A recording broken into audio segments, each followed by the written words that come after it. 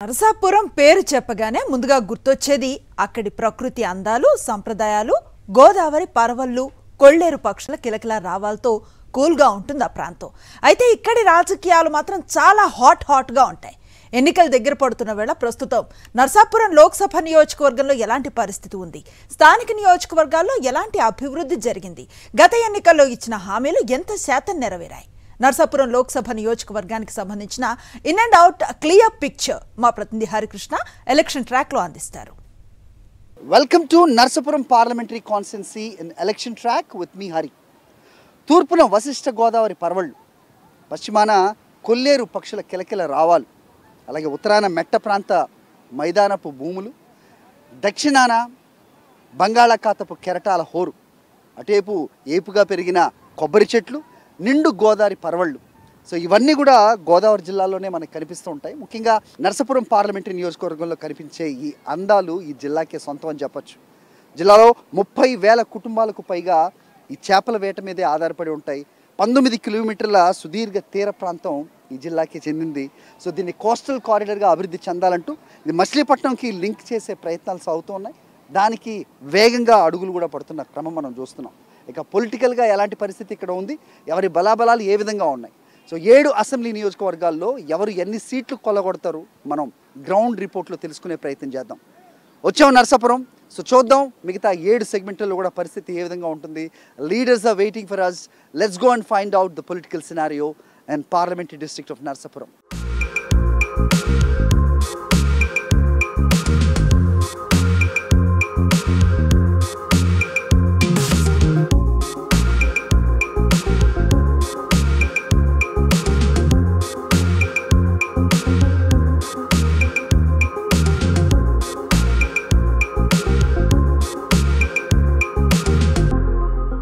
వరి సాగు, పంట పొలాలు ఇవన్నీ మనం వింటూ ఉంటాం. కానీ ఇక్కడ తీర ప్రాంతంలో ఉప్పు సాగు మీద కూడా చాలా కుటుంబాలు ఆధారపడి ఉన్న క్రమం మనకి నరసాపురంలో కనిపిస్తూ ఉంటుంది. సో ఇంతకుముందు నేను చెప్పినట్టుగా సో తీర ప్రాంతం వెంబడి కూడా ఈ ఉప్పు సాగు చేసే రైతులు కూడా ఎక్కువగా కనిపిస్తుంటారు. అవే ఉప్పులు రాసులుగా పోసున్న ఈ విజువల్ని కూడా మనం చూడొచ్చు. It's a beautiful optic.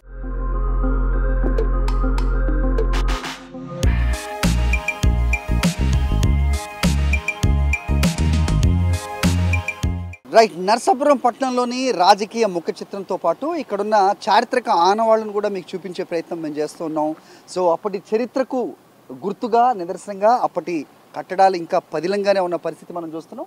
1931 British కాలంలో ఇది జైలుగా దీన్ని వాడేవారు. ప్రస్తుతం దీన్ని సబ్ కలెక్టర్ కార్యాలయంగా చూస్తూ ఉన్నాం. సో చూస్తున్నాం కదా కట్టడం చెక్కు చెదరకుండా ఏ రకంగా ఉందో. సో ఖచ్చితంగా ఇది ఆ తర్వాత వచ్చిన మన ప్రభుత్వాలు అవ్వచ్చు వాటిని పదిలంగా అయితే ఉంచే అనేది మాత్రం చూస్తుంటే అర్థమవుతుంది.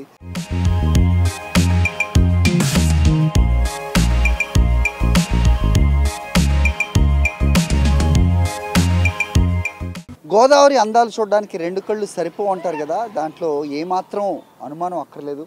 మనం చూస్తున్నాం కదా పచ్చని కొబ్బరి చెట్లు. గోదావరి అవతల వైపు ఉన్నది ఈస్ట్ గోదావరి, తూర్పు గోదావరి, అలాగే ఇటువైపు ఉన్నది పశ్చిమ గోదావరి. సో చూస్తాం కదా దాన్ని పంటు అంటారు. సో దాదాపు 40-50 సంవత్సరాలుగా ఈ దరి నుంచి అటువైపు వెళ్ళాలంటే కనుక ఇక్కడి ప్రజలు, అప్పటి బ్రిటిష్ వాళ్ళు కూడా ఇదే పద్ధతిలో అక్కడికి వెళ్ళేవాళ్ళు అని చెప్తున్నారు. సో చూస్తున్నాం సో ఏ రకంగా కారుతో సహా పంటలో తీసుకొస్తున్న పరిస్థితి మనం చూస్తున్నాం. గోదావరి ప్రవాహం చూస్తున్నాం, నిండుగా ఉన్నాయి గోదావరి నీళ్లు. సో దాంట్లో పంటు ప్రయాణం చక్కటి అనుభూతి అని అయితే ఖచ్చితంగా చెప్పచ్చు. ఇక రాజకీయ ముఖ చిత్రం తెలుసుకునే ప్రయత్నం చేద్దాం.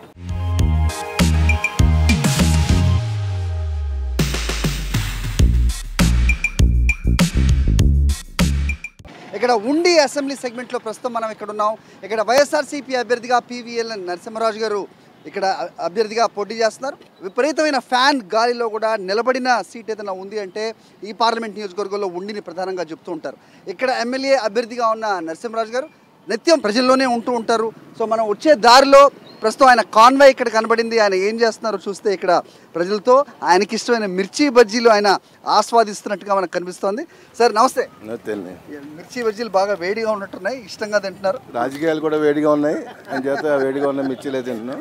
సో ఈ వేడి వాతావరణంలో ఉండి గురించి మాట్లాడుకుంటే నిజంగా వైఎస్ఆర్సీపీకి ఒక ఇంత అంతుపట్టని నియోజకవర్గానే ఇది చెప్పాలి. 2024లో కూడా అదే పరిస్థితి ఉందంటారా? లేదండి, జగన్మోహన్ రెడ్డి గారు వచ్చిన తర్వాత ఏవైతే టీడీపీ కంచుకోటలు ఉన్నాయో అవన్నీ బీటలు వాడటం మొదలైంది. ఇప్పుడు ఉండిలో చూసుకుంటే కంచుకోట అనుకున్న ఉండి 3 ముక్కలు అయింది. ఇక్కడ ఉండిలో ఈసారి జగన్ గారి పథకాలు, జగన్ గారి పరిపాలన చూసిన తర్వాత ఇలా ప్రజలందరూ కూడా జగన్మోహన్ రెడ్డి గారికి అనుకూలంగా ఉన్నారు. శ్రీనివాస్ గారు, ఎమ్మెల్సీ గారు చెప్పండి. సో ఎమ్మెల్యే అభ్యర్థిగా నరసింహరాజు గారు ఇది 2వ పర్యాయం, రైట్? సో డీసీసీబీ చైర్మన్గా కూడా ఉన్నారు. ఆయన చేసినది ముఖ్యంగా రైతులకి చాలామంది చెప్తూ ఉంటారు. సో సహకార బ్యాంకు ద్వారా రుణాలు ఇప్పించారు, దాని ద్వారా వాళ్ళ భారం చాలా తగ్గించారు అనేది మాట్లాడారు. ఏ అంశాలు కలిసి వచ్చాయిగా మీరు భావిస్తారు? ఖచ్చితంగా. ఎందుకంటే అండి, గతంలో 2019లో ఆయన ఓటంపాలెం అవడం జరిగింది. ఓటంపాలెం అయిన తర్వాత కూడా ఉండి నియోజకవర్గంలో ఇక్కడ ఉన్నటువంటి ప్రజలందరికీ కూడా మనం ఏ విధంగా మేలు చేయాలి, ఏ విధమైన అభివృద్ధి కార్యక్రమాలు చేయాలన్న ఆలోచనతోటే నిత్యం ప్రజల్లో ఉండి ఆ ప్రజలకి ఏ అవసరాలు ఉన్నాయో అవసరాలు తీర్చడం కోసం పివిఎల్ నరసింహరాజు గారు కష్టపడ్డ కష్టం మేము దగ్గరుండి చూసా. ఈయన డీసీసీబీ చైర్మన్కి ముందు నేను డీసీసీబీ చైర్మన్గా ఉన్నా. నేను జడ్పీ చైర్మన్ అయిన తర్వాత ఈయన డీసీసీబీ చైర్మన్ ఇవ్వడం జరిగింది. యాక్చువల్గా నిజంగా దానికి కరెక్ట్ అయిన అర్హులు ఎవరైనా ఉన్నారంటే అది పివిఎల్ నరసింహరావు అని చెప్పుకోవాలి. డీసీసీబీ చైర్మన్ గానే గడప గడపకి కార్యక్రమం కూడా విశేషంగా మీరు వెళ్ళారు, రైట్ సార్? సిద్ధాపురం అవ్వచ్చు, కల్వకుంట్ల ఈ రహదారి చాలా సంవత్సరాల నుంచి కూడా ఈ ప్రాబ్లం ఏదైతుందో దీన్ని సాల్వ్ చేశారని కూడా మీకు వినిపిస్తుంది. At the same time Kompally వంతెన విషయంలో మాత్రం అది ఇంకా అవని ఇదిగానే కనిపిస్తుంది. సో దాని పరిస్థితి ఏమన్నా మెరుగుపడే అవకాశం ఏమైనా కనిపిస్తుంది? తప్పనిసరిగా సార్, కోపెల్లో వంచన గురించి కూడా నేను పర్సనల్గా సీఎం గారితో కూడా మాట్లాడటం జరిగింది. ఆయన కూడా విల్లింగ్ ఇచ్చారు. కానీ కాంట్రాక్టులు సకాలంలో టెండర్లు వేయడం వల్ల ఆగింది. తప్పనిసరిగా ముఖ్యమంత్రి గారు కూడా కోపెల్ బ్రిడ్జి మీద హామీ ఇచ్చడం జరిగింది. రేపు మా గవర్నమెంట్ రాగానే వెంటనే దానికి శంకుస్థాపన చేసి పనులు ప్రారంభిస్తామని చెప్పి తెలియజేసుకుంటున్నాం. ఏదైతే గత 15 సంవత్సరాలుగా తెలుగుదేశం ప్రభుత్వంలో చేయలేని పనులు ఉన్నాయో కూడా అవన్నీ కూడా చాలా మటుకి మేము పూర్తి చేసాం. ఈ వంతెన కూడా తప్పనిసరిగా జగన్మోహన్ రెడ్డి గారి చేతుల మీదే ఈ వంతెన కూడా ప్రారంభోత్సవం అవుతుంది తొందరలోనే. రైట్ సార్, దాదాపు 20% పైగా ఎస్సీ ఓటర్ల నియోజకవర్గం ఇది, రైట్? జనరల్ అయినప్పటికీ అండ్ 85% ఓటింగ్ శాతం ఇక్కడ నమోదైందంటే చిన్న విషయం కాదు. రూరల్ ప్రాంతం 100% రూరల్ ప్రాంతమైన ఉండిలో మీ గెలుపు అవకాశాలు ఏ మేరకు కనిపిస్తాయి? ఎందుకంటే జగన్ గారిని నమ్ముకున్న ఓటు ఎవరో చేర్చలేరు. వాళ్ళందరూ కూడా తెలుగుదేశం నుంచి వచ్చిన వాళ్ళే.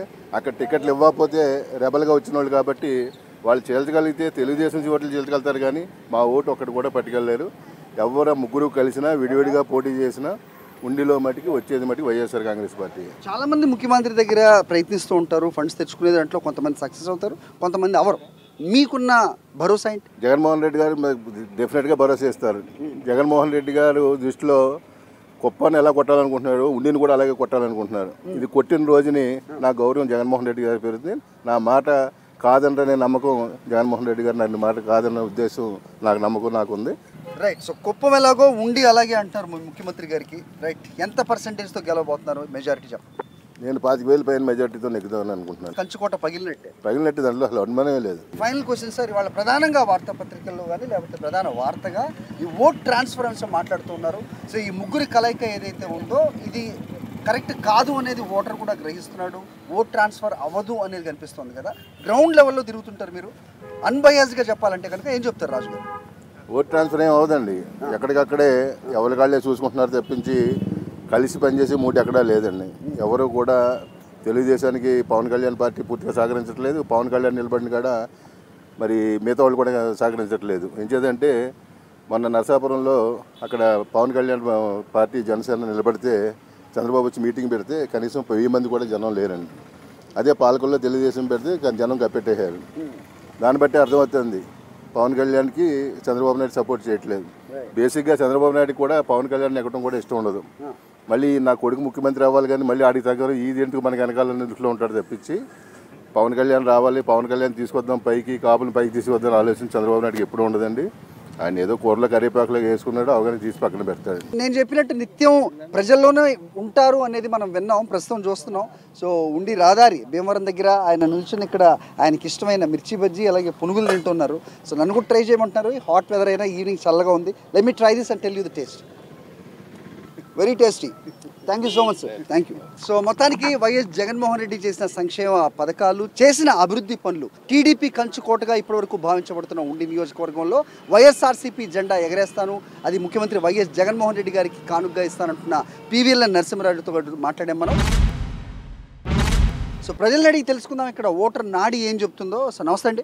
నమస్తే అండి. సో ఉండి గురించి మాట్లాడితే ఉండి నియోజకవర్గం టీడీపీ కంచుకోట అంటున్నారు, బట్ ఈసారి ఆ పరిస్థితి ఉండదు అంటున్నారు. వాస్తవేనా? వాస్తవం అండి అది. దేనికంటే ఎందుకు అంటే ఇక్కడ శివ గారు, రామరాజు గారు, రఘురామకృష్ణరావు గారు మొత్తం ముగ్గురు పోటీ పడుతున్నారండి.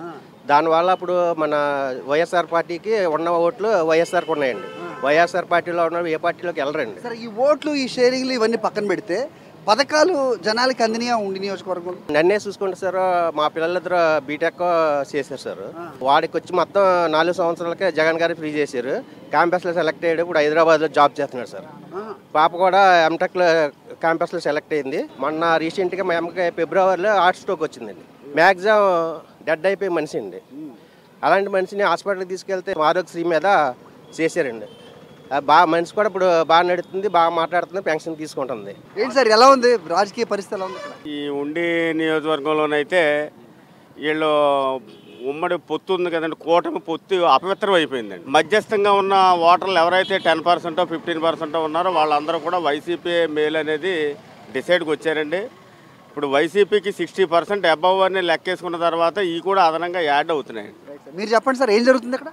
ఇక్కడ అంతా బాగా జరుగుతుందండి. ఉండి నియోజకవర్గంలో పేద ఇంటి కళ, ఇల్లు కట్టుకోవాలన్న కోరిక మరి జగన్మోహన్ రెడ్డి గారు తీర్చారు. ఎన్ని గవర్నమెంట్లు ప్రయత్నించినా బాల కార్మికుల నిర్మూలన అవలే. ఒక జగన్మోహన్ రెడ్డి వల్ల, అమ్మఒడి వల్ల, ఫీజు రింబర్స్మెంట్ వల్ల బాల కార్మికుల నిర్మూలన పూర్తిగా అవడం జరిగింది. ఉండిలో ఏం జరగబోతుంది? జగన్మోహన్ రెడ్డి గారు వచ్చిన తర్వాత బడుగు బలహీన వర్గాలు అన్నిటికీ ఆశాజ్యోతిగా ఆయన ఉన్నారు. రైట్, అది పరిస్థితి. సో ఉండిలో ఈసారి పరిస్థితులు మారబోతున్నాయి. సో టీడీపీ కంచుకోట అనుకుంటే కనుక దానికి ఆల్రెడీ బీటలు వారడం స్టార్ట్ అయింది అనేది ఇక్కడ ప్రజలు చెప్తున్నారు. నర్సాపూర్ పార్లమెంటరీ నియోజకవర్గం ఆచంట అసెంబ్లీ సెగ్మెంట్లో ప్రస్తుతం మనం ఉన్నాం. చెరుకువాడ శ్రీరంగనాథరాజు గారు మాజీ మంత్రి, ప్రస్తుత ఎమ్మెల్యే. నమస్తే అండి. ఇప్పుడు ఎలా ఉంది సార్ ఎలక్షన్స్? ఇంకో నెల రోజులు కూడా లేవు. ఎలా ఉంది? 15,000 మెజార్టీ వచ్చింది. ఇప్పుడు 25,000 పైన మెజార్టీ. నియోజకవర్గానికి సంబంధించి మామూలుగా మాజీ మంత్రిగా కూడా ఉన్నారు. చెప్పేస్తారు ఎలా వస్తుంది రిజల్ట్ అనేది తెలిసిపోతుంది అంటున్నారు కదా. మీరు 25,000 కాన్ఫిడెంటా? 100%. అవతలేపు పితాని ఎవరైనా అవ్వచ్చు. నా క్యాలిక్యులేషన్ నాకు ఉంటుంది. నేను ఆ ఊళ్ళో 5 ఓట్లు 10 ఓట్లు తేడాలు ఎన్ని పడితే చెప్పేస్తాను. ఏంటి సార్, ఏంటి దాని సీక్రెట్ ఏంటి? అది నేను స్టడీ చేసి నేను ఏదో ఎవడో మాట వినింది కాదు. నాకు ఆ గ్రామాల్లో ఉన్న పరిస్థితులు బట్టి నేను ఇంటికి వెళ్తే ఆ ఇదిలో తిరిగితే ఎంతమంది మహిళలు మనకి వేస్తారు నాకు ఒక అంచనా ఉంటుంది. రోడ్లు అభివృద్ధి అని మాట్లాడారు. మేము వస్తున్న ఏ రోడ్డు కూడా బాగా లేకుండా లేదు. చేస్తున్న అభివృద్ధి రాజుగారు చేసింది ప్రజలు కూడా మాట్లాడే పరిస్థితి అయితే కనిపిస్తుంది. సో ఇంత చేసినా కొన్నిసార్లు కొంతమంది మాట్లాడడం, సొంత నిధులు కూడా ఖర్చు పెట్టి ప్రజలకు ఏం కావాలన్నా రాజుగారు చేస్తారంటున్న మీ మీదే ఆరోపణలు కూడా అదే స్థాయిలో ఉండడం, అంటే జగనన్న కాలనీతోటి అవినీతికి ఆయన తరలిపోయారనే ప్రతిపక్షాల ఆరోపణలు ఏ రకంగా తిప్పికొడతారు? ఇప్పుడు రోడ్లు మన వెస్ట్ గోదావరి వచ్చేవాడికి 2015లో పుష్కరాలప్పుడు జిల్లాలో రోడ్లు అన్నీ వేశారు. ఒక రోడ్డు ఒకసారి అయితే 6 సంవత్సరాల తర్వాతే మళ్ళీ కొత్త శాంక్షన్ ఇస్తారు.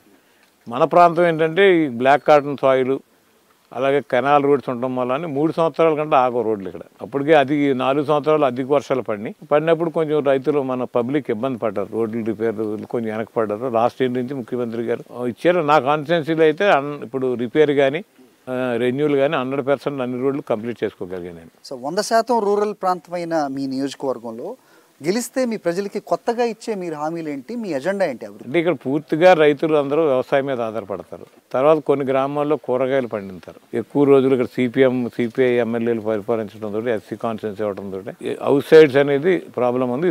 నేను వచ్చిన తర్వాత అనుకోకుండా జగన్మోహన్ రెడ్డి గారు జగనన్న కాలనీలు పెట్టడంతో 100% స్థలాలు ఇచ్చాను. ఇంకా కన్స్ట్రక్షన్ అనేది 60% జరిగింది. అవన్నీ కూడా రాబోయే 5 సంవత్సరాలు ఇంకొక 5,000-6,000 ఇళ్ళు ఉన్నాయి. 5,000-6,000 కూడా పూర్తి చేయడానికి నేను ఒక ప్రణాళిక వేసుకున్నాను. ప్రభుత్వం 1,50,000 ఇచ్చినా కానీ వాళ్ళు కట్టుకోలేని పరిస్థితి. ఇల్లు కట్టాలని కనీసం 6-7 లక్షలు అవుతుంది. కానీ వాళ్ళకి రోజు కూలికి వెళ్తే ఇంకా సాగదు. భార్య భర్త వెళ్ళి పనిలోకి వెళ్తేనే కానీ అందరూ చిన్నోళ్ళు, బట్టల కొట్లో ఉద్యోగం, లేకపోతే రైస్ మిల్లో ఉద్యోగం, లేకపోతే లారీ డ్రైవరు, ఆడు ఒక 50,000 కూడా దాని మీద పెట్టలేని పరిస్థితిలో ఉన్నారు. అలాంటి వాళ్ళందరినీ కూడా రేపు రాబోయే 3-4 సంవత్సరాల్లో వాళ్ళందరినీ కూడా ఇల్లు కట్టించే పరిస్థితి. అవసరమైతే నేను కూడా కొంత హెల్ప్ చేసి ఏదో రకంగా నా పెనుగొండలో 800 మంది ఉన్నారు. రైట్ సార్, సంక్షేమ పథకాలన్నీ ఇంటింటికి అసలు కులం మతం పార్టీ తేడా లేకుండా అందరికి వెళ్ళాయని చెప్తున్నారు కదా. ఇప్పుడు వైఎస్ జగన్మోహన్ రెడ్డి గారు అంటున్నారు మీ కుటుంబంలో మేలు జరిగితేనే ఓటేయండి అని. నేను ఈ ఎలక్షన్ ట్రాక్లో కలుస్తున్న ప్రతి నాయకుడిని అడిగే ప్రశ్నే ఇది, ఇంతకుముందు కూడా చెప్పాను. సో అదే నమ్మకంతో, అదే ఆత్మవిశ్వాసంతో నేను కూడా అంతే. నేను మీ పని చేస్తేనే నాకు నమ్మకం ఉంటేనే ఏమని చెప్తున్నాను. ఈరోజు రాష్ట్రంలో ప్రజలు జగన్మోహన్ రెడ్డి గారిని ఎలా నమ్ముతారో, మా అతను ఈ వెస్ట్ గోదావరి జిల్లాలో నేను ఏది చెప్తే చేస్తానని ఈ రాష్ట్ర ప్రజలందరికీ నా గురించి కూడా తెలుసు, ముఖ్యంగా మా ఈ ప్రాంతం ప్రజలకు తెలుసు. Right sir. సో రిజల్ట్స్ తర్వాత మళ్ళీ కలుస్తాం సార్. సో 7 అసెంబ్లీ సెగ్మెంట్లకి మీరు చెప్పినట్టుగానే రిజల్ట్స్ వస్తుందా? సో చూసి ఎంత, ఎక్కడ, ఎవరు గెలుస్తారని చెప్పగలిగే రంగనాథరాజు గారి అంచనా నిజం అవుతుందా లేదా అనేది చెప్తాను. మెజార్టీ పోలింగ్ అయిన తర్వాత ఎంత వస్తుందో చెప్తాను. Thank you so much sir.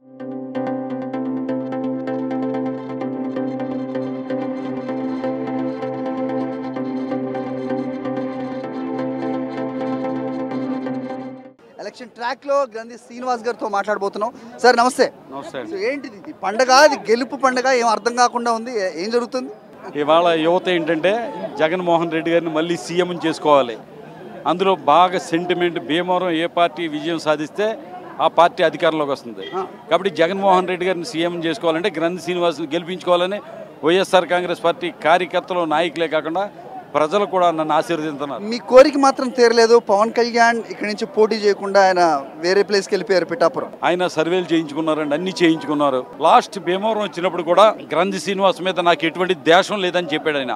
అంటే దాన్ని బట్టి ఇక్కడ ప్రజలకు నేను ఎంత అందుబాటులో ఉన్నాను, ప్రజలకు ఏ రకంగా సేవ చేస్తున్నాను, ఎక్కడ కూడా అవినీతికి కానీ అటువంటి ఆస్కారం లేకుండా ప్రజాసేవ చేయడంలోను, దాతృత్వంలోను అన్ని రకాలుగా ముందున్నాడు.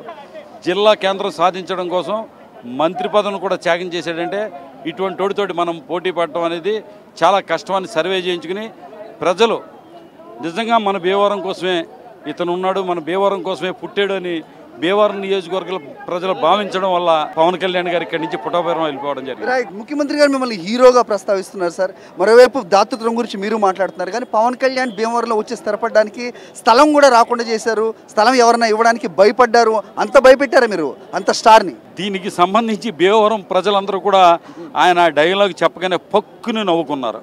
అంటే పెద్ద ఇంటర్నేషనల్ బెస్ట్ జోక్ అది. రైట్. అది సో గెలుపు మీద నామినేషన్ అయితే అయిపోయింది. సో ఎంత మెజారిటీ రాబోతుంది? రామాంజనేయులు గారి మీద ఏ మేరకు గెలవబోతున్నారు? 30,000 మెజార్టీతో గెలవబోతున్నారు. పక్కా. ఫలితాల తర్వాత నేను వస్తాను మళ్ళీ మీ దగ్గర. అలాగే, తప్పనిసరిగా. రైట్. ఇది ఎలక్షన్ ట్రాక్ లో గ్రంథి శ్రీనివాస్ గారి నామినేషన్ తర్వాత గెలుపుపై ఆయనకున్న ధీమాను వ్యక్తం చేస్తున్న పరిస్థితి చూద్దాం. నర్సాపూర్ పార్లమెంటరీ నియోజకవర్గంలో ఎన్ని సీట్లు గెలుచుకుంటుంది వైఎస్ఆర్సీపీ? పాలకొల్లు, ఉండి అనేది కొరకరానిగా ఉన్న క్రమంలో గెలుపు ఇక్కడ సాధిస్తుందా, ఈ కోట బద్దలు కొడుతుందా టీడీపీ అనేది వేచి చూడాలి. Thank you sir. ఎలక్షన్ ట్రాక్లో ఇక్కడ ఓటర్ నాడి ఏ రకంగా ఉందో తెలుసుకునే ప్రయత్నంలో కొంతమంది నాయకులతో కూడా కలుస్తున్నాం. నియోజకవర్గంలో ఎలా ఉంది పరిస్థితి అనేది తెలుసుకునే ప్రయత్నం మనం చేస్తున్నాం. సో నెక్కిపూడి గ్రామం పాస్ అవుతున్నాం. కొబ్బరి జ్యూస్ అనేది కొత్తగా అనిపిస్తుంది. సో కొబ్బరి నీళ్లు, కొబ్బరి పాలు అని కూడా విన్నాం. కొబ్బరి జ్యూస్ అనేది మీరు ఎప్పుడైనా విన్నారా? నేను వినలేదు. So let me find out what exactly is this. చూడటానికి పాలులాగా అనిపిస్తుంది కానీ పాలు కాదు. రైట్. అలానే కొబ్బరి నీళ్లు కాదు. మరి ఏంటిది? నేను టేస్ట్ చేస్తాను, మీకు చెప్తాను.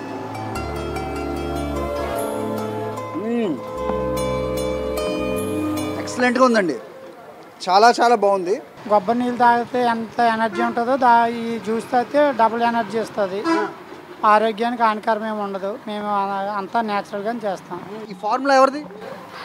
మేము యూట్యూబ్లో చూసే మా అమ్మాయి తాగిందంటండి, వేరే చోట రాజమండ్రిలో.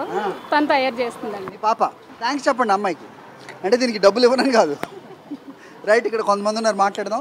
నేను చదువుకుంది గవర్నమెంట్ స్కూల్. అప్పుడు ఇన్ని సదుపాయాలు ఉండేవి కాదు. వాళ్ళ యూనిఫామ్, ఇంగ్లీష్ టీచింగ్ కానీ, పిల్లలు కూడా అప్పుడు గవర్నమెంట్ స్కూల్ ఇంగ్లీష్ మాట్లాడుతున్నారు. నచ్చింది నాకు అదొకటి. వాళ్ళ బర్త్డే సెలబ్రేషన్స్ జరుగుతున్నాయి, అప్పుడప్పుడు చూస్తున్నా నేను. ప్రేయర్ కండక్టెడ్ కానీ గవర్నమెంట్ ఎడ్యుకేషన్ బాగుంది, నాకు నచ్చింది. ఈ గత 5 సంవత్సరాల పరిపాలన ఏ రకంగా ఉందని మీరు అనుకుంటున్నారు?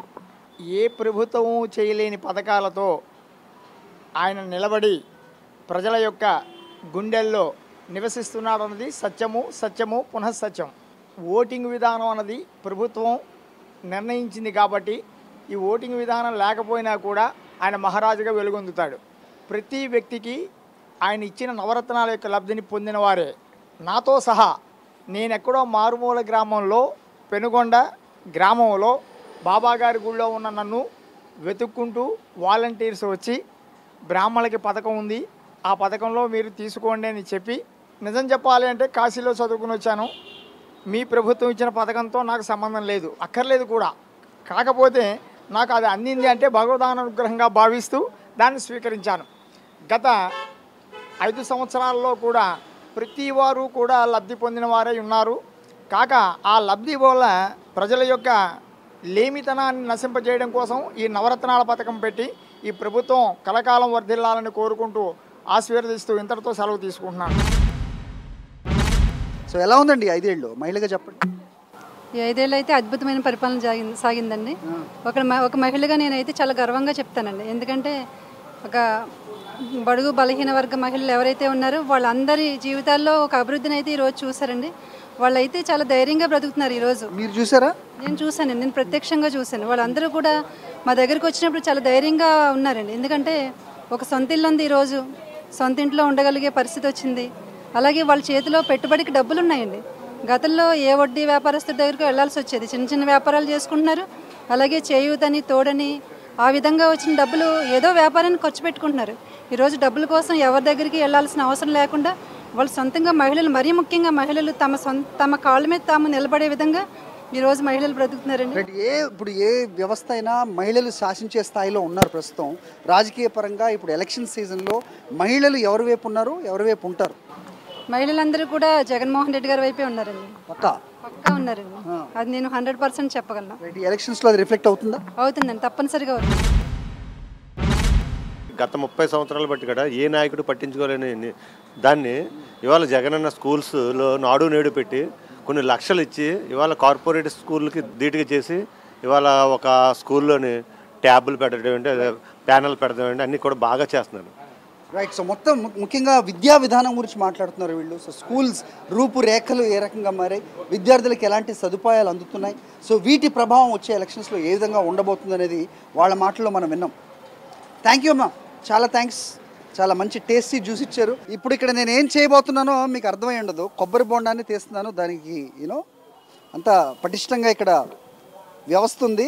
సో దీని తర్వాత ఇది పగలగొట్టి దాంట్లో ఉన్న లేత కొబ్బరిని తీసి జ్యూస్ చేస్తున్నారు. ఆ రెసిపీ కూడా మరి ఆవిడ మనకి చెప్పారు.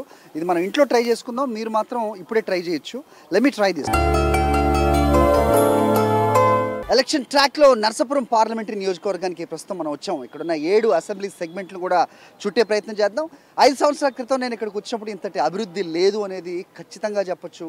ప్రస్తుతం నా కళ్ళతో నేను చూస్తున్నాను. అక్కడ బస్ స్టాప్ అవ్వచ్చు, ఇక్కడ ఈ పార్క్ అవ్వచ్చు, అలాగే గోదావరి జిల్లాలు సస్యశ్యామలం కావడానికి ధవళేశ్వరం ఆనకట్ట తలపెట్టి అది కట్టించిన సర్ ఆర్థర్ కాటన్ విగ్రహం కూడా ఇక్కడ చూస్తున్నాం. ఈ ఉభయ గోదావరి జిల్లాల్లో సర్ ఆర్థర్ కాటన్ పై ఉన్న ప్రేమాభిమానాలు ఏ పార్టీవో మనకి దీన్ని బట్టి కూడా తెలుస్తుంది. సో పార్క్ లో చాలా మంది అక్కడ కూర్చుని మాట్లాడుకుంటూ ఉన్నారు. చూద్దాం, వాళ్ళతో మాట్లాడే ప్రయత్నం చేద్దాం. ఎలా ఉందండి నర్సాపురం? నేను 5 ఏళ్ల క్రితం వచ్చాను, ఇలా లేదు. ప్రస్తుతం చాలా బాగా కనిపిస్తుంది.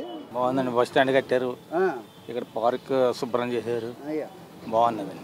ఎలా ఉంది మీ 5 ఏళ్ల పాలన? ఏ రకంగా అనిపిస్తుంది? చాలా బాగుందండి. ఇంతవరకు అయితే పెన్షన్ తీసుకోవాలంటే అండి నేను లైన్లో పెట్టి ఒకళ్ళు పుస్తకం చూసేవారు, ఒకళ్ళు రాసేవారు, ఒకళ్ళు డబ్బులు ఇచ్చేవారు. అలా ఉండేటప్పటికి చాలా లేట్ అయిపోయి కళ్ళు తిరిగిపోయి పడిపోయేవాళ్ళు అలా ఉండేదండి.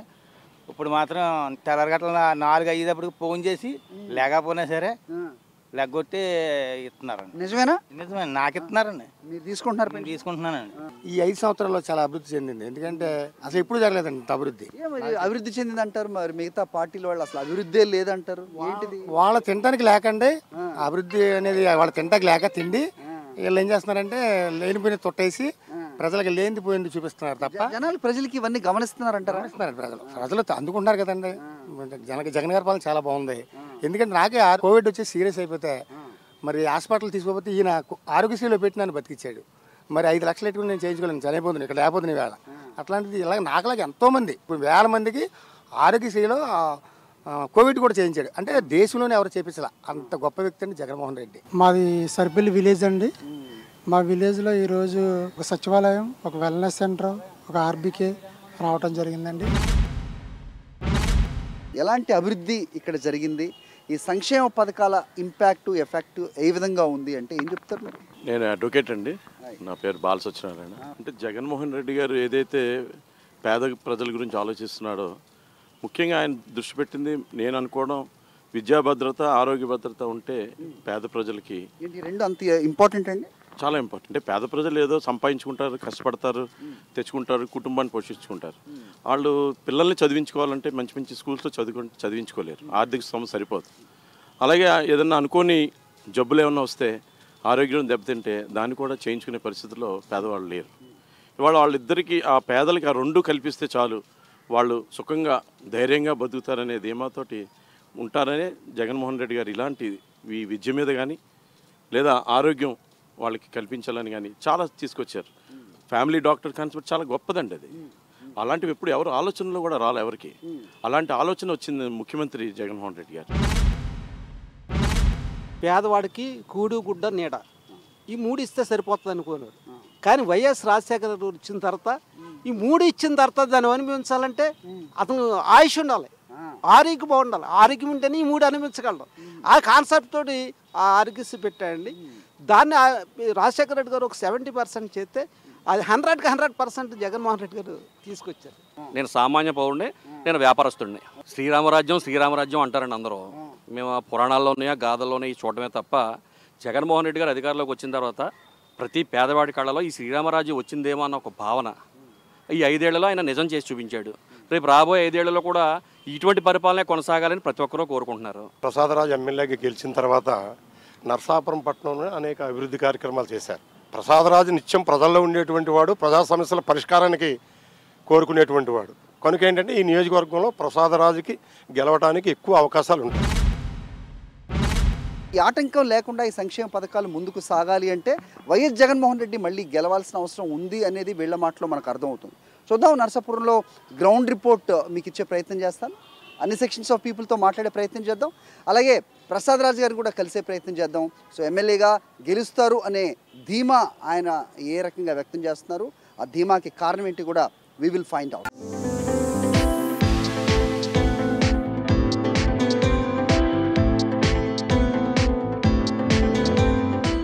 ముదునూరి ప్రసాదరాజు గారితో ఉన్నాం, ప్రభుత్వ చీఫ్ విప్, అలాగే ముఖ్యమంత్రి గారికి సన్నిహితుడని కూడా చెప్తుంటారు బహిరంగ సభల్లో కూడా. ప్రస్తుతం మనం ఎన్నికలు మరికొద్ది రోజుల్లో ఉన్న క్రమంలో ఎలాంటి పరిస్థితి ఉంది నరసాపురంలో ఆయన మాటల్లోనే అడిగి తెలుసుకునే ప్రయత్నం చేద్దాం. ప్రసాదరాజు గారు నమస్కారం. నమస్కారం అండి. ఎలా ఉంది సార్, ప్రచారంలో ఉన్నారు, ప్రజలు ఫీలింగ్స్ ఎలా ఉన్నాయి? ప్రస్తుతం 3 పార్టీలు కలిసి వస్తున్నాయి, మీరు ఒక్కరే వెళ్తున్నారు. 3 పార్టీలు కలిపివస్తాం కొత్త కాదు, గతంలో కూడా చూసాం. కూటములుగా తయారయ్యి జగన్మోహన్ రెడ్డి గారి మీద ఎన్నికల్లో పోటీ చేయటం కొత్త కాదు. కానీ గత ఎన్నికల్లో జగనన్న వస్తున్నాడు, మోసపోయినటువంటి ప్రజల్ని ఒక భరోసాగా ఉన్నాడని ప్రజల్లోకి వెళ్ళాం. ఈ 5 సంవత్సరాలు ఒక పక్క సంక్షేమం, ఒక పక్క అభివృద్ధి.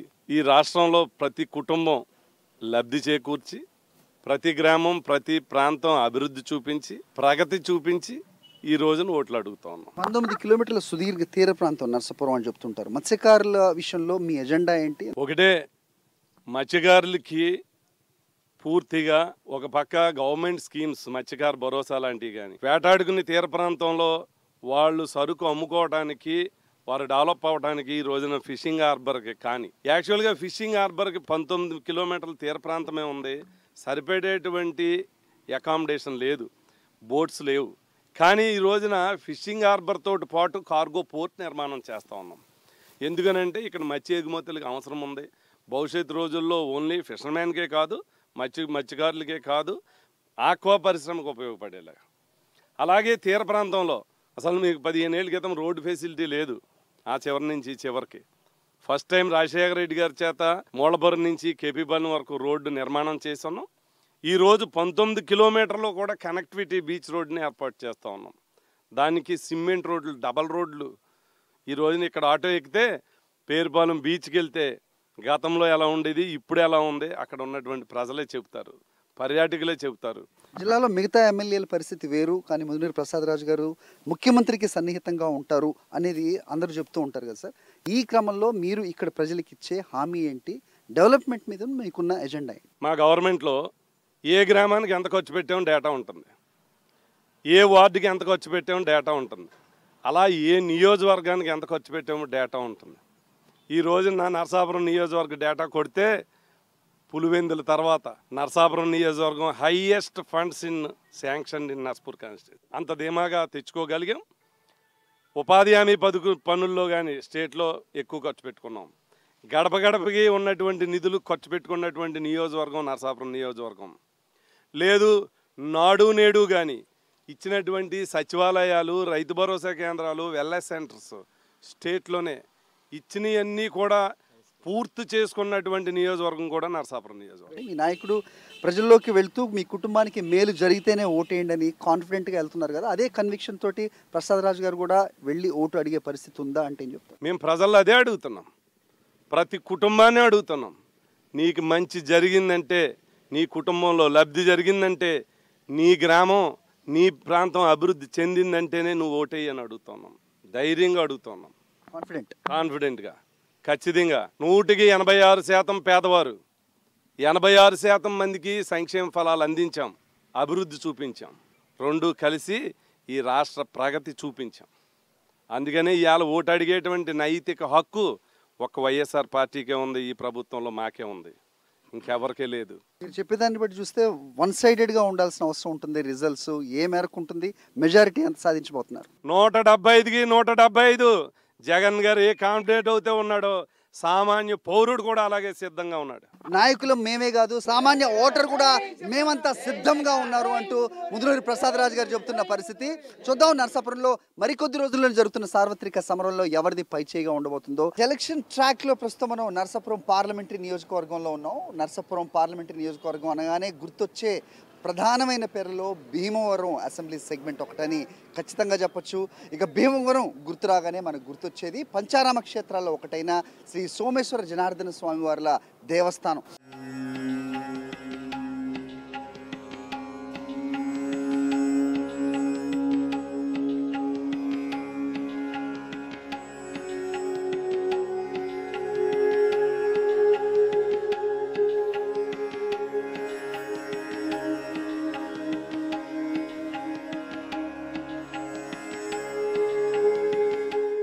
భీమవరంలో మనం ఉన్నాం. సో స్కూల్ పిల్లలు చక్కగా తయారై వెళ్తున్నారు. ఊరికే మాట్లాడే ప్రయత్నం చేద్దాం, వాళ్ళకి ఎలా ఉంది స్కూల్ అంతా అని.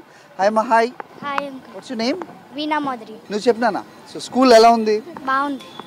బాగుంది. సో ఇంతకు ముందుకి ఇప్పటికి తేడా కనిపిస్తుందా? కనిపిస్తుంది. ఏంటి చెప్పండి స్పెషాలిటీ మీ స్కూల్? ఇది వరకు రావాలంటే భయం వేసేది, ఇప్పుడు చాలా బాగుంది. ఎందుకమ్మా భయం? వాష్రూమ్స్ అన్నీ ఉండేవి కాదు. ఇప్పుడు వాష్రూమ్స్ అన్నీ ఉన్నాయా? నీట్గా మెయింటైన్ చేస్తున్నారా? ఇంకా బెంచెస్ సరిగ్గా ఉండేవి కాదు, గరుకు బెంచీలు ఉండేవి. వాష్రూమ్స్కి వెళ్ళాలంటే పురుగులు ఉండేవి, బకెట్లు ఉండేవి కాదు, వాటర్ ఉండేవి కాదు. ఇప్పుడైతే వాటర్ వస్తున్నాయి, అన్నీ వస్తున్నాయి. ఇప్పుడైతే స్కూల్కి పెయింటింగ్స్, కావాల్సిన class rooms, digital class rooms అన్నీ వస్తున్నాయి. బెంచీస్. క్లాస్ మనం 9th class sir. 9th class అంటే నీకు ట్యాబ్ ఉండాలి. ఉన్నా సార్. ట్యాబ్స్ పనికొస్తున్నాయి నిజంగానే? వస్తున్నాయి సార్. బైజూస్ వస్తుంది, అందులో కావాల్సిన స్టడీ మొత్తం వస్తుంది సార్. స్కూల్లో మనం ఏమి వినకపోయినా సరే ఇంటికి వెళ్ళి వినడానికి కావాల్సిన సరిపడే మనకి లాంగ్వేజ్ కూడా వస్తుంది సార్. కావాలంటే హిందీ, ఇంగ్లీష్, తెలుగు అన్నీ వస్తున్నాయి సార్. ఎందుకమ్మా ఇంగ్లీష్? మన తెలుగు వాళ్ళం కదా. రేపొద్దున్న ఎవరితోనే ఇంటర్వ్యూకి వెళ్ళాలన్నా, జాబ్ రావాలన్నా ఈవెన్ కావాల్సింది ఇంగ్లీషే కదా సార్. ఇంగ్లీష్ అనేది కంపల్సరీగా అందరికీ వస్తుంది కాబట్టి మనం కూడా ఇంగ్లీష్ నేర్చుకుంటే అందరితో మాట్లాడవచ్చు కన్వెన్సేషన్గా. జగనన్న చిన్న వయసులో నుంచే మాకు అన్ని ఇంగ్లీష్, టోఫెల్ కావాల్సిన చిన్న క్లాస్ నుంచి హై లెవెల్ వరకు కావాల్సిన టోఫెల్ లాంగ్వేజ్ అర్థమయ్యేటట్టు అన్నీ చెప్తున్నారు సార్. కావాల్సిన మెనూ సార్ అన్నీ ఇస్తున్నారు సార్. ఫుడ్కి మిడ్ డే మీల్ సార్, రాగి జావా, చిక్కీ, ఎగ్ అన్నీ ఇస్తున్నారు సార్.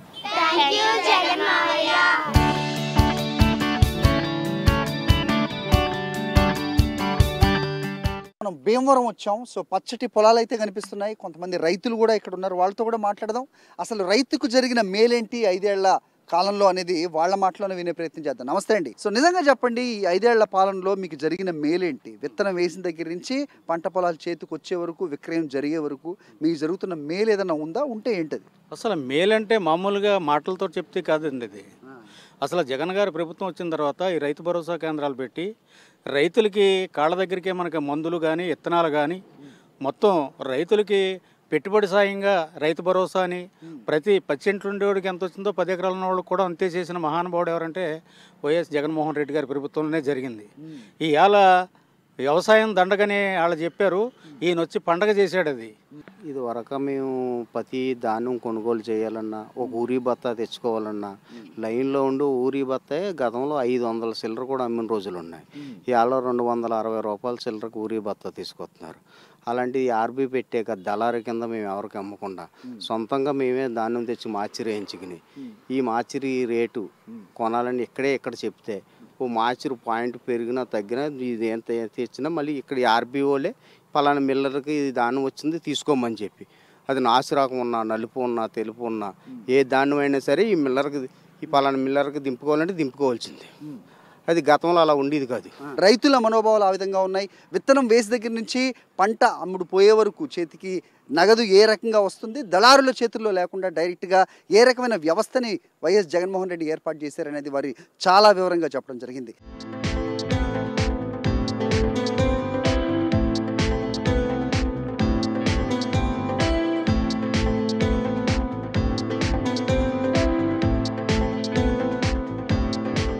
నర్సాపురం పార్లమెంట్ అభ్యర్థి గూడూరి ఉమాబాల గారు ప్రచారానికి వెళ్తున్నారు. సో మనకు కూడా సమయం తక్కువ ఉంది. సో నర్సాపురం పార్లమెంట్ నియోజకవర్గంలో పరిస్థితి ఏ రకంగా ఉందో అడిగి తెలుసుకునే ప్రయత్నం చేద్దాం. ఏం జరుగుతుంది పార్లమెంట్ నియోజకవర్గంలో? Narsapuram aqua university fisheries rural ప్రాంతం ఎక్కువగా ఉన్న పార్లమెంటరీ నియోజకవర్గం మీది. ఏ రకమైన పరిస్థితులు ఉన్నాయి? గెలిస్తే మీ ఎజెండా ఏంటి? ఈరోజు నర్సాపురం పార్లమెంట్లో జగన్మోహన్ రెడ్డి గారి మేము సిద్ధం యాత్ర జరిగింది. టోటల్గా జన జాతరలాగా మరి జనం అంతా కూడా ఈ జిల్లా మొత్తం రోడ్లంతా నిండిపోయినాయి జనంతో.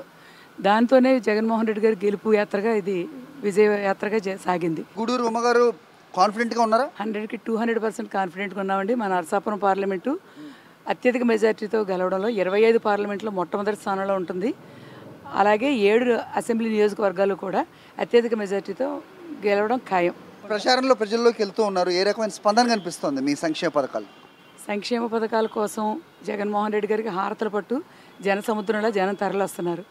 ఆయన నిర్ణయించిన అభ్యర్థిగా ఒక మహిళ, అసలు నరసాపురం పార్లమెంటుకి మొట్టమొదటి మహిళగా మా ఆడపడుచు అని చెప్తూ మరి ప్రతి కుటుంబం వారు, ప్రతి వర్గం వారు, ప్రతి గ్రామం వారు కూడా హారతులు పూల రేఖలతో కూడా మరి స్వాగతం పడడం ఏ జన్మలోనో మేము చేసుకున్న అదృష్టంగా భావిస్తున్నాం. జగన్మోహన్ రెడ్డి గారు మాకు ఇచ్చిన అవకాశానికి జీవితాంతం రుణపడి ఉంటారు. రైట్. సో గెలుపు మీద 200% కాన్ఫిడెంట్గా ఉన్నామని చెప్తున్నారు. సో ఉమాబాల గారు వచ్చిన తర్వాత పెండింగ్లో ఉన్న పనులన్నీ కూడా కంప్లీట్ అయ్యాయి అనిపించుకునే విధంగా పాలన ఉండబోతోంది. ఎలక్షన్ ట్రాక్లో నర్సాపురం పార్లమెంటరీ నియోజకవర్గంలో తిరుగుతున్నాం మనం.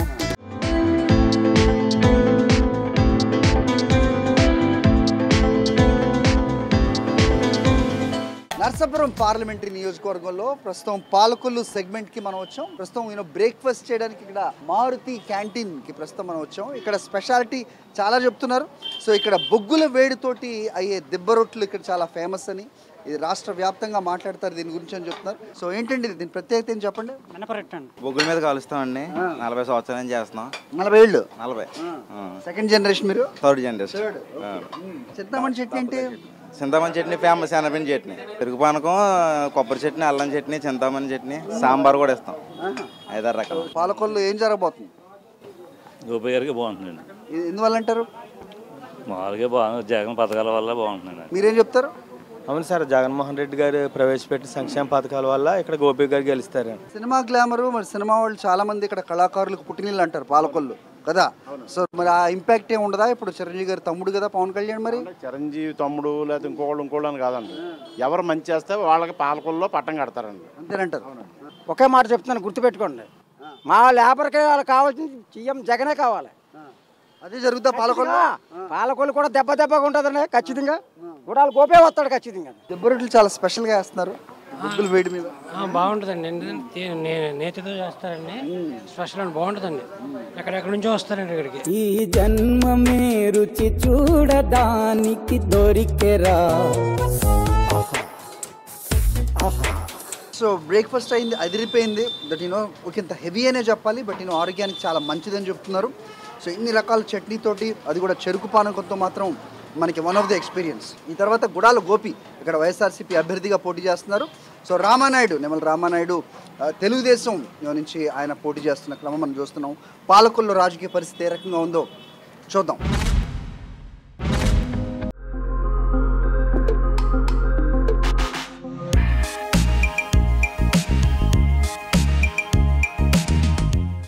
గుడాల శ్రీహరి గోపాలరావు గారు. సో పాలకొల్లు వైఎస్ఆర్సీపీ అభ్యర్థితో ప్రస్తుతం మనం ఉన్నాం. ప్రచారంలో భాగంగా ఆయన్ని డిస్టర్బ్ చేసే అవకాశం మనకు దొరికింది. Let's talk with him.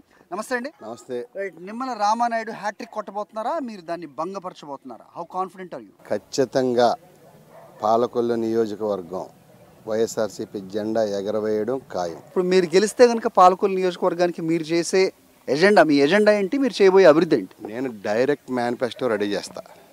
ఏంటది? దమైపతి కోడు, బెజవాడ కోడు వల్ల కొంచెం వర్షం పడినా టౌన్ అంతా మునిగిపోతుంది. అది కంపల్సరీగా నేను చేస్తా. అలాగే పాలకొల్లులో కరెంటు లేక చాలా ఇబ్బంది. గత ప్రభుత్వం వాళ్ళు నాటకాలు ఆడి డ్రామాలు చేశారు తప్ప ఈ ఉన్న కరెంటు ఇబ్బందిని క్లియర్ చేయలేదు. దాన్ని నేను 100% సబ్స్టేషన్ తీసుకొస్తాను. అంటే జల్ జీవన్ మిషన్ మీద ఇంటింటికి పైప్ లైన్ ఇవ్వడం జరిగింది. దానికి సరిపడా వాటర్ కెపాసిటీకి ట్యాంక్ ఒకటి ఏర్పాటు చేస్తాం. వాటర్ ఇబ్బంది వచ్చే 30 సంవత్సరాల లోపల వాటర్ ఇబ్బంది లేకుండా నేను చేయగలనన్న ధైర్యం దమ్ము నాకు ఉందని చెప్పేసి మీకు అందరికీ తెలియజేస్తూ, అలాగే ఇంకా డ్రైన్ ప్రాబ్లమ్స్ ఉన్నాయి, అవన్నీ క్లియర్ చేస్తారు. మీరు ఇస్తున్న హామీలు అవ్వచ్చు, మీ పథకాలు, మీ మేనిఫెస్టో అవ్వచ్చు, మీ పర్సనల్ ఎజెండా అవ్వచ్చు, ఇవన్నీ ఖచ్చితంగా నెరవేరుస్తారని నమ్మకం మీకుందా? ప్రజలకు భరోసా ఇస్తారా? నేను గెలిచిన తర్వాత కూడా నిక్కచ్చిగా ఏదైతే నేను నాకు హామీలు ఇచ్చానో అక్కడికి మళ్ళీ వాళ్ళు వచ్చి అడిగే పరిస్థితి కూడా రానివ్వనని. ఎంత మెజారిటీ వస్తుంది? అత్యధిక మెజారిటీతో గెలుస్తాను. రైట్, అత్యధిక మెజారిటీతో గెలుస్తూ అంటున్నారు గుడాల శ్రీహరి గోపాలరావు గారు. సో పాలకొల్లు నియోజకవర్గంలో ఆయనకంటూ ఒక పర్సనల్ ఎజెండా ఉంది. సో అభివృద్ధికి ఆయన దగ్గర ఉన్న ఎజెండాని ఆయన అమలు పరుస్తూ అంటున్నారు. ఇచ్చిన హామీల కోసం మళ్ళీ తన దగ్గరకు రాకుండా పరిస్థితిని నేను తీసుకొస్తానంటున్న గుడాల గోపి గారితో మాట్లాడే మనం. ఇది పాలకొల్లు నియోజకవర్గంలో పరిస్థితి.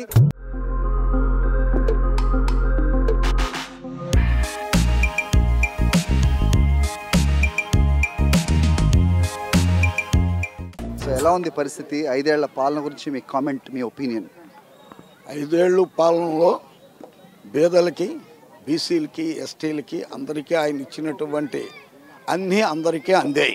ఏంటి ప్రధానంగా ఈ సంక్షేమ పథకాలేనా, లేదంటే ఈ ముగ్గురు కూటమిలో శాంక్టిటీ లేదు అనే దాంట్లో వాస్తవం ఉందంటారు? క్లారిటీ లేదు వీళ్ళల్లో. ఎప్పుడు జగన్ తిట్టడానికే ఎక్కువ ఉపయోగపడుతున్నారు తప్పితే వాళ్ళు ఇది వరకు ఏం చేశారు చెప్పుకోవడానికి సరైనటువంటి కారణం కనపట్టలేదు. స్టూడెంట్ మీరు, సో ఫ్రెష్ ఓటర్ కదా, కొత్త ఓటర్గా ఎలా ఉంది పాలన అండ్ ఎలా ఉండాలి? బాగుంది సార్ పాలన. సరే, ఎందుకంటే నాకు ఫీజు వేశారు. అలానే మా అక్క ప్రెగ్నెంట్తో ఉన్నప్పుడు మా ఖర్చు అంతా కూడా ఆరోగ్యశ్రీ కార్డు మీద జరిగింది సార్. సో నేను చాలా హ్యాపీగా ఉన్నాను సార్. నెక్స్ట్ కూడా సీఎం జగన్ సార్ రావాలని కోరుకుంటున్నాను. ట్రాక్లో ప్రస్తుతం మనం తణుకు దగ్గర ప్రాంతంలో ఉన్నాం. ఇక్కడ మంత్రి కారుమూరి నాగేశ్వరరావు గారు ప్రచారంలో ఉన్నారు. అలాగే రైతులా కనిపిస్తున్న నాగేశ్వరరావు గారితో ప్రస్తుతం మాట్లాడే ప్రయత్నం చేద్దాం. సార్ నమస్తే. నమస్కారం అండి. సార్ రైతులా కనబడుతున్నారు. నేను రైతు బిడ్డనే. ఆకుమడి అలకటం తెలుసు, ఇత్తనాలు వేయటం తెలుసు, త్వరాలు వేయటం తెలుసు, కలుపు తీయటం తెలుసు, కోత కొయ్యటం తెలుసు, కుప్ప నూర్చడం తెలుసు. రైతు కష్టాలు నాకు తెలుసు, రైతు బాధలు నాకు తెలుసు, రైతు ఏ రకంగా ఆదుకోవాలో నాకు తెలుసు. ఇవాళ గొప్ప ముఖ్యమంత్రి జగన్మోహన్ రెడ్డి గారు దళారీ వ్యవస్థను తీసేసి డైరెక్ట్ ఆర్బీకే ద్వారా ఆర్బీకే కాడ ధాన్యం అప్పచెప్పి 1637 రూపాయలు అతని అకౌంట్లో పడేలా చేస్తున్న గొప్ప ముఖ్యమంత్రి జగన్మోహన్ రెడ్డి గారు. అటువంటి జగన్మోహన్ రెడ్డి గారు ఇవాళ ఆంధ్ర రాష్ట్రానికి ఒక వరం. రైతుల పార్టీ ఆయన గొప్ప దేవుడిలాగా అయిపోయేది. బియ్యాన్ని మీరు అమ్మేసుకుంటారంటూ మీ ఇంటి ముందే పెద్ద సభ పెట్టి మాట్లాడిన పవన్ కళ్యాణ్ అవ్వచ్చు, చంద్రబాబు నాయుడు గారు అవ్వచ్చు, వాళ్ళ విమర్శలకు ఏం సమాధానం చెప్పాలి? వాళ్ళు అనలేదంటే ఆశ్చర్యపడాలంటే, అన్నారంటే ఆశ్చర్యపడవసరం లేదు కదా. ఆ బియ్యాన్ని అమ్ముకునేది మొదలెట్టిందే వాళ్ళు. మీరు తెలుసు పత్తిపాటి పుల్లారావు వాళ్ళ భార్య ఏ రకంగా ఈ శాఖలో ఉండి దాచుకున్నారు. అలాగే ఆ పరిటాల సునీత ఈ సివిల్ సప్లై చేసి, కానీ నేను వచ్చిన తర్వాత ఈ సివిల్ సప్లైని ఒక మార్పులు తీసుకొచ్చిన గొప్ప ముఖ్యమంత్రి, దాన్ని అమలు చేసింది నేను. ఇవాళ వాళ్ళు ఏమాత్రం ధాన్యం కొన్నారంటే వాళ్ళు దళారీ వ్యవస్థను పెంచి పోషించి రైతులను వదిలేసి గాలికి 5 సంవత్సరాల్లో 17,36,000 మంది రైతుల దగ్గర ధాన్యం కొంటే మేము 36,86,000 మంది రైతుల దగ్గర ధాన్యం కొన్నాం. వాళ్ళకన్నా డబల్ కొన్నాం. రైతులకి మేలు చేసాం, మంచి చేసాం. అలాగే వాళ్ళు ఓన్లీ నాసిరకం బియ్యం, పురుగులు పెట్టిన బియ్యం ఇస్తే మేము సార్టెక్స్ బియ్యం, మంచి బియ్యాన్ని ఇచ్చే కార్యక్రమం చేసాం. కందిపప్పు ఇచ్చాం, షుగర్ ఇచ్చాం. ఇవాళ గోధుమ పిండి ఇస్తున్నాం, రాగి పిండి ఇస్తున్నాం. ఒక మార్టులాగా తయారు చేసి ఇంకా పెద్ద ఎత్తున దీన్ని మార్పులు తీసుకురావాలని జగన్మోహన్ రెడ్డి గారు ప్రయత్నిస్తున్న భాగంలో ప్రజలకి అన్ని సరుకులు తక్కువ రేట్లకు ఇచ్చే కార్యక్రమం చేస్తాం. West Godavari so Narasapuram parliamentary నియోజకవర్గంలోని 7 అసెంబ్లీ సెగ్మెంట్తో పాటుగా పార్లమెంటరీ ఎలక్షన్ మూడ్ ఏ విధంగా ఉంది ప్రజల్లో, అలాగే రాజకీయ ముఖ చిత్రం ఏ రకంగా ఉంది అనేది గ్రౌండ్ రిపోర్ట్లో కూడా మీకు తెలియజెప్పే ప్రయత్నం చేశాం.